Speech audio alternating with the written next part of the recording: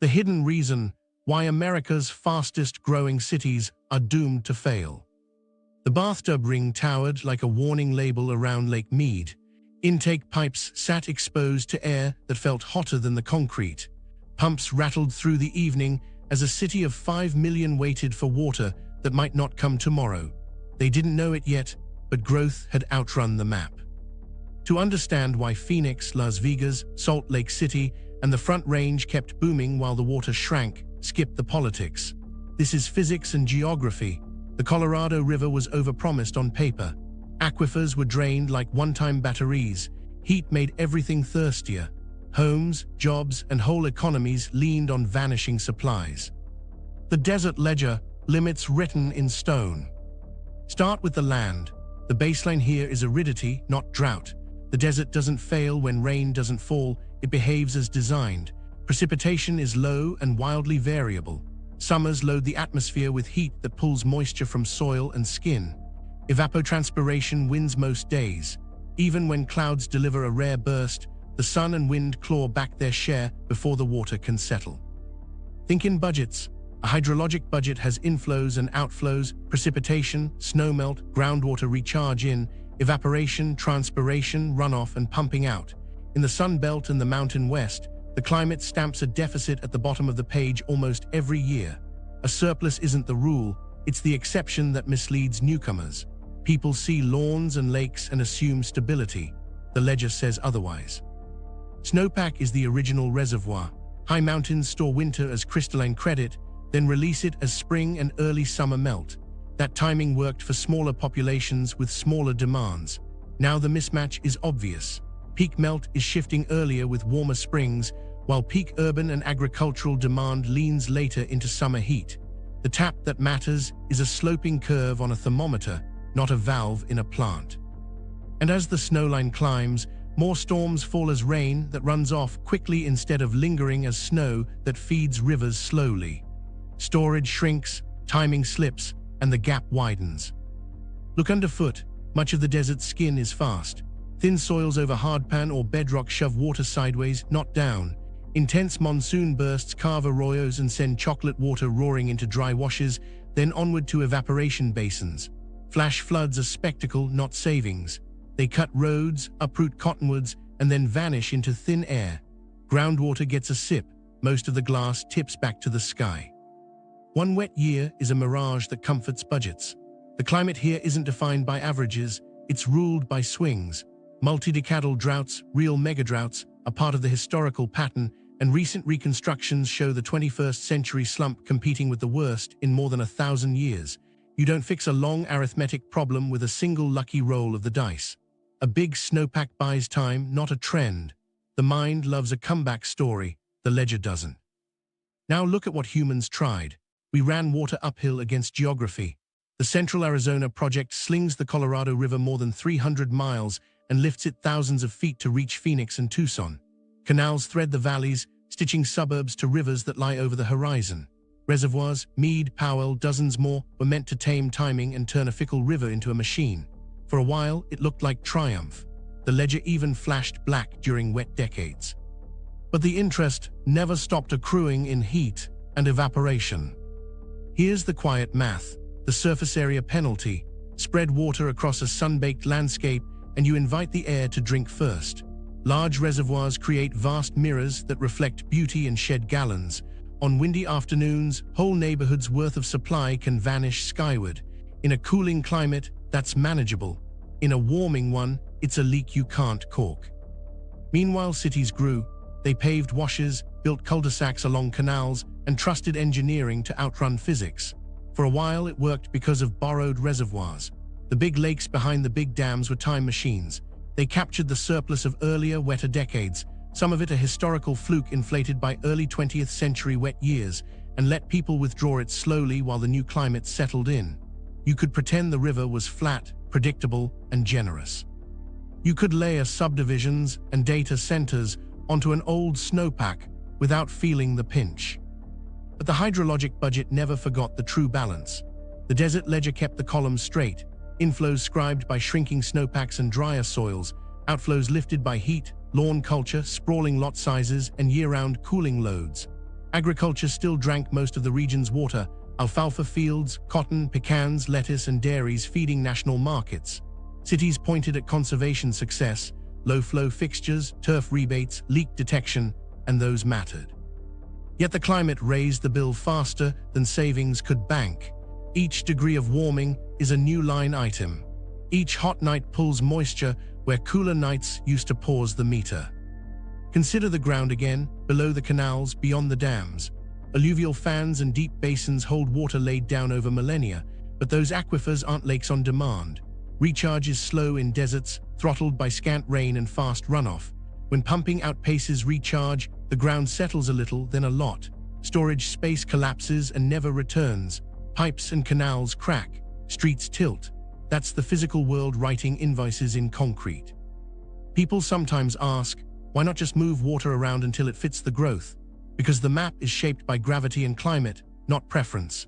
The Colorado Basin is a closed account with too many claimants. The Great Basin keeps its own water. Endorheic valleys don't share willingly. Moving 1 million acre-feet over mountains costs energy. Moving it across a desert costs more through seepage and evaporation. And each mile of pipe is a liability that ages in the sun. The shortcut instinct is powerful. The terrain doesn't care. Another misread: the desert's silence. Dry landscapes look empty, so it's easy to think they're available.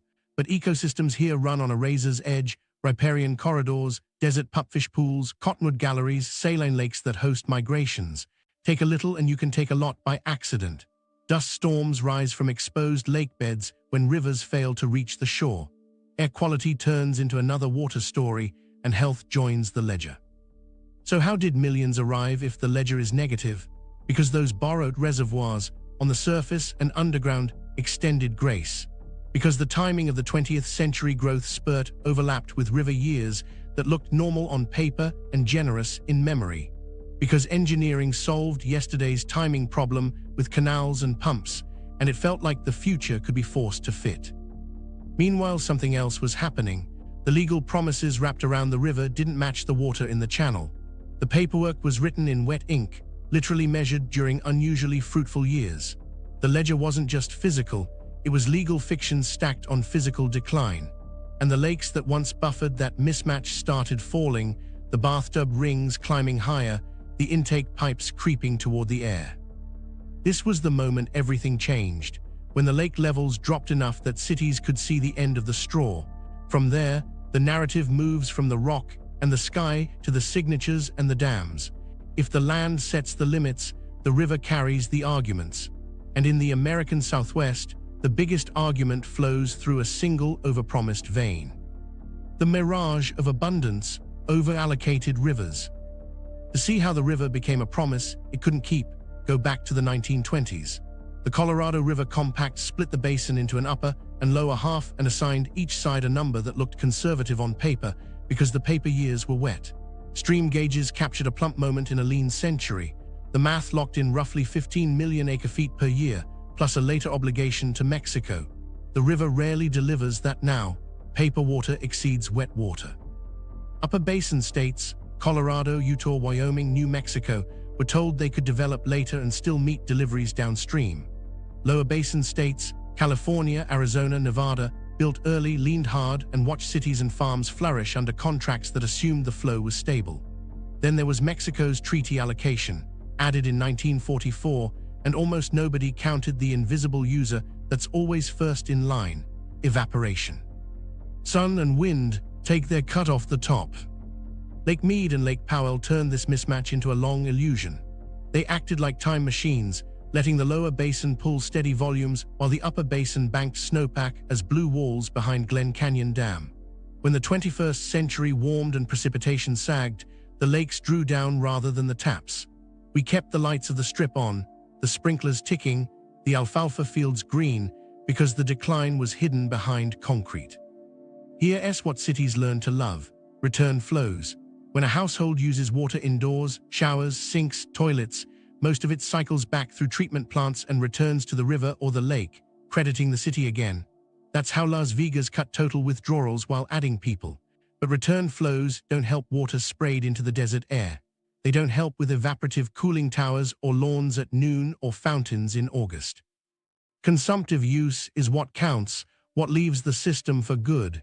If you can't return it, you can't count on it. And agriculture still accounts for the biggest consumptive slice.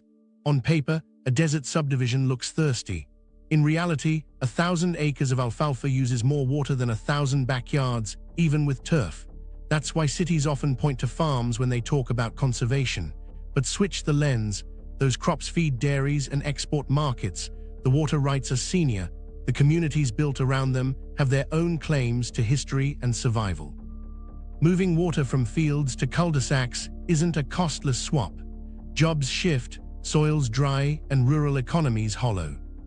Meanwhile, the hidden city in the basin is evaporation itself. The surface areas of Mead and Powell, plus dozens of smaller reservoirs and canals, add up to a municipal-scale demand that never signs a contract. Heat pulls a steady tax. In some years, losses from the two big lakes can rival the entire indoor use of a major metropolitan area. We built vast shallow banks in a warming climate and discovered they charge fees just for existing. As the lakes fell, rules kicked in. Tiered shortage declarations started rationing the lower basin. First, the junior users, Arizona's Central Arizona Project, took cuts primarily to agriculture. Nevada tightened belts, banned useless turf, boosted reuse. California leaned on senior rights and negotiated, delaying its deeper reductions. Conservation produced real gains: fewer ornamental lawns, more efficient irrigation, tighter plumbing codes, aggressive leak hunts. Yet the structural deficit remained. Even in average years, the lower basin was taking more than the river could spare because the baseline had shifted. Climate shrinkage dwarfed savings. There's a brutal asymmetry in the compact era that still shapes arguments. The upper basin must ensure a fixed delivery volume at the state line, regardless of its own wet or dry years, which means it shoulders climate risk in a way the lower basin doesn't. That tension flares when Powell dips and power generation at the dam is threatened. Hydropower revenues fund river management. When levels drop too far, turbines go quiet, money dries up, and everyone loses options at once. Inside cities, the difference between indoor and outdoor use becomes a survival plan. Las Vegas exploited return flow credits ruthlessly and rewarded residents to rip out turf. Phoenix and Tucson pushed xeriscape and tiered pricing, but the suburbs still sell shade with grass, HOAs still patrol aesthetics, and summer heat pushes people outdoors with hoses. When a lawn gives way to gravel, that saves. When it gives way to a pool, the savings shrink. Not all swaps are equal. Then there's industry. Data centers promise efficiency and talk about water recycling. Chip fabs tout closed-loop systems, yet their absolute demand rises with scale, and the water has to come from the same constrained pool. Return flows help if the facility sits on the river's plumbing. Inland, consumptive use still bites. Cooling towers blow off vapor, processed water sticks to products. Some effluent can't be reused without costly treatment. The optics are green, the footprints are complicated. Mexico sits at the delta, where the river used to braid into a rich estuary. International agreements layered on top of the compact now include sharing shortages and investing in habitat restoration, a recognition that the river is more than a pipe. But restoration also depends on volumes that are vanishing upstream.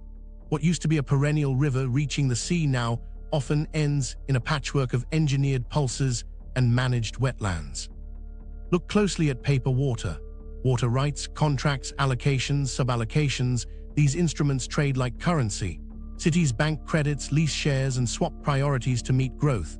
That buys time and flexibility, but it doesn't create rain. When everyone draws against assurances written in a fatter climate, the ledger goes red. The illusion persists because legal transfers feel like new supply. They're not. They're a reshuffling of scarcity. So the basin tries to renegotiate its future. States bargain for voluntary cuts, compensated fallowing, new accounting for evaporation, and enforcement teeth when hydrology turns ugly. That's necessary, but look at the slope of the trend. The river shrinks as temperatures rise, and hotter soils steal water before it even reaches the channel. Conservation is a race against a moving finish line.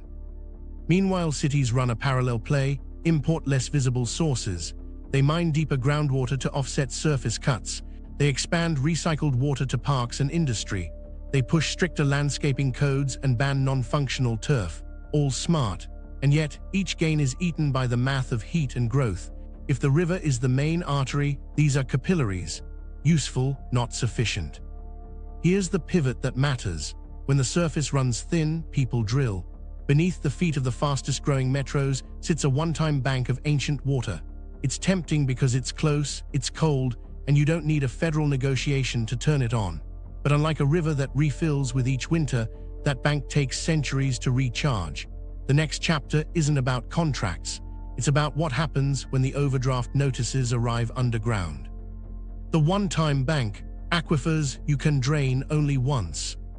To understand why the drill sounds like a lifeline and a warning, you have to separate two kinds of underground water.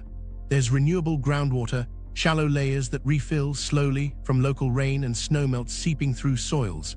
Then there's fossil groundwater, deep basins laid down over thousands to tens of thousands of years when climates were cooler and wetter. The first behaves like a small paycheck. The second is an inheritance. You can spend both, but only one replenishes on a human timeline. In deserts, recharge is throttled. Thin soils, hot air, and fast runoff starve the aquifer's top layers. A few % of rainfall might make it under the root zone in a good year, less in a hot one. That's why cities loved imported surface water when it was plentiful. It spared the bank account. When surface cuts arrive, the pumps kick on, and withdrawals race ahead of deposits. Look east for a cautionary tale. The Ogallala Aquifer, stretching from Texas to South Dakota, turned prairie into one of the most productive farm belts on Earth. Center pivot circles glowed green from space, but the Ogallala is mostly fossil water. In the southern high plains, recharge is too slow to keep up with irrigation. Wells had to be drilled deeper, pumps lifted heavier columns, costs rose until fields were fallowed. Communities adapted, fewer irrigated acres, different crops, new economies. The lesson crossed state lines. An aquifer lets you borrow prosperity from the past, but the bill arrives on schedule. Out west, aquifers come in flavors. Alluvial aquifers sit in wide river valleys, shallower, coarser sediments, faster to respond. They can be recharged intentionally with flood flows or treated wastewater in spreading basins. Then there are deep basin-fill aquifers, thick stacks of sand, silt, and clay left behind as ancient lakes and rivers shifted over time. Those basins hold the big volumes that tempt fast-growing metros. Drill a municipal well field into that inheritance, and the gauges stay steady for a while. Then the cone of depression spreads, neighboring wells go dry, and the decline becomes a public meeting. When water leaves pore spaces between grains, the skeleton of the ground takes the load, clays compress, land subsides. In parts of Arizona and California, the drop has been measured in feet across broad areas. That compression is permanent. The aquifer loses storage like a squeezed sponge that can't rebound. Canals crack. Sewer lines slope the wrong way. Neighborhoods discover a tilt that wasn't there a decade earlier. Every inch of subsidence writes off future capacity. Groundwater mining is the quiet arms race of drought. Private wells, exempt from some reporting, sprout in exurban zones where municipal pipes haven't reached. Farmers secure deeper pumps to protect crops and debt payments. Cities, facing surface shortages, step up municipal drilling to keep taps pressurized. Each player treats the aquifer as a backstop. Together they turn it into a stampede. The paradox: the security blanket only works when few use it. Once everyone grabs, decline accelerates. Scarcity turns neighbors into competitors if policy doesn't step in. Water quality adds another layer of cost. As water levels drop, wells pull from older, more mineralized layers. Salinity creeps up. In some basins, arsenic concentrations rise with depth, forcing treatment upgrades or forcing wells offline. In coastal valleys like parts of California, falling groundwater invites seawater inland, salting soils and pipes. Inland deserts don't face the ocean, but they do have brines and ancient salts at depth. Every new treatment skid adds kilowatts and dollars to each gallon. Cities tout managed aquifer recharge as a fix, bank water underground in wet times to draw in dry ones. It's smart hydrology where geology allows it, but it needs surplus to store, and surplus is rarer in a warming west. It also needs the right sediments, coarse, permeable, free of clays that seal. Even then, injection wells foul, basins clog with fine particles and biofilms, and maintenance becomes a quiet tax. Recharge is necessary, it's not a magic wand. Meanwhile, something else is happening at the edges of metro maps. Master-planned communities rise on the promise of assured water supply. In some states, that certification can rely on groundwater for a set number of years. On paper, the subdivision is covered. On the ground, the drawdown shows up in shallower domestic wells nearby that weren't engineered for deep lifts. A neighborhood drills a little deeper each summer, then the trucked water shows up once the pump cavitates. The cost of living now includes a diesel bill. Consider the physics of lift. Each foot you lower the water table adds energy. Municipal systems can budget for that. Small users can't. A farmer switching from flood to drip cuts total use, but the pump still has to beat gravity. The arc of a basin's decline is visible in electric bills. That's how you know you're eating the seed corn. The same acre demands more dollars to keep green. There's also a legal wrinkle. Groundwater and surface water often share a hidden connection. Pumping near a river can pull water that would have fed the channel, turning a groundwater decision into a surface impact. In fully allocated basins, that matters. Proving and policing that linkage is technically hard and politically awkward.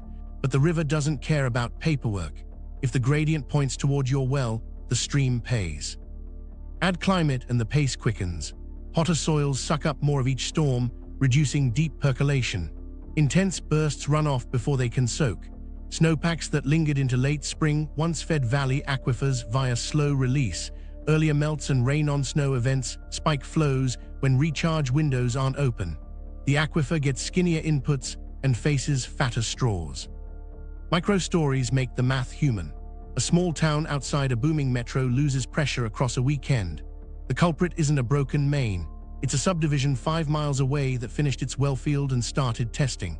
A dairy switches to purchased feed because the cost to lift water makes forage unprofitable, then sells a water right to a city, then sheds jobs. An HOA fines a homeowner for letting turf go brown while the city mails out drought notices. These frictions don't make headlines, they make daily life brittle. People ask about technology. Can't we meter every well, recycle every drop, and model every aquifer to keep within safe yield? We can do better than we are, metering and reporting close data gaps. Conjunctive management, coordinating surface and groundwater, reduces blind spots. Reuse turns 1 gallon into 2 uses, but the ceiling sits where recharge meets demand. Safe yield in a desert is smaller than people think, and climate is pushing it lower. So the one-time bank becomes a policy puzzle. Do you cap pumping by basin and let markets find the price? Do you protect shallow domestic wells first? Do you prioritize municipal reliability over irrigation that keeps food and jobs local? Every choice picks winners. The longer the region waits, the fewer options remain, because compression and quality losses are irreversible on human timelines. The story of growth in the West borrowed twice, first from rivers made predictable by dams, then from aquifers made accessible by cheap power. The river is settling its accounts. The bank beneath our feet is doing the same. Even if you find water down there, the heat above keeps raising the bill, and each gallon takes more to lift, treat, and deliver. The meter is running, and the desert doesn't offer overdraft protection.